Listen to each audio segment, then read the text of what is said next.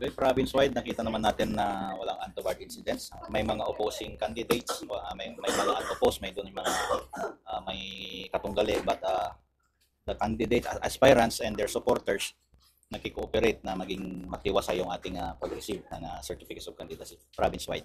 May mga na-encounter pang mga problema? Wala naman po. Except lang po sa mga kulang na entries na nasolusyonan naman. Entries sa kanilang mga certificates of candidacy at nasolusyonan namin dito pa lang sa level natin. Sir, after ito, ano po next po natin activity natin? Tomorrow magsasubmit or starting tonight siguro kung may matapos. But sinabi ko na magpahinga muna sila ating mga election officers.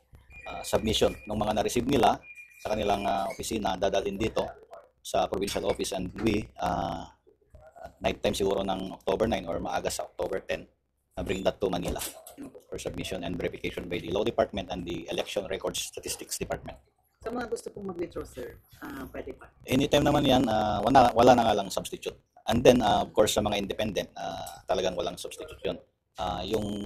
Yung substitution natin yun will be by reason of death or disqualification na lang. Only. Sir, meron po na po ba kayong bilang ng tumakbo sa itong election? Ang ma-assure pa lang natin is 42 dito sa provincial positions. And I think it's 1,082 sa cities and municipalities total. Sir, All positions. Mula ng first day, anong distrito po yung nakita niyo ba ng dapat sa compression? Well, sa ano lang, sa first district. Kasi sa second, may 2 nag-file. Sa third, may 3. Sa fourth, 2. Fifth, 2. And sa sixth, 2. May mga post po ba na mayor, sir?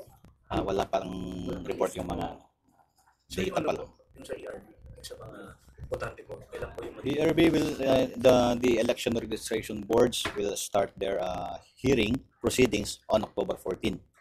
And then we heard from the election officers of Tayug, San Quintin, and Santa Maria that there were oppositions na ihihiring nila sa mga nagpa-register.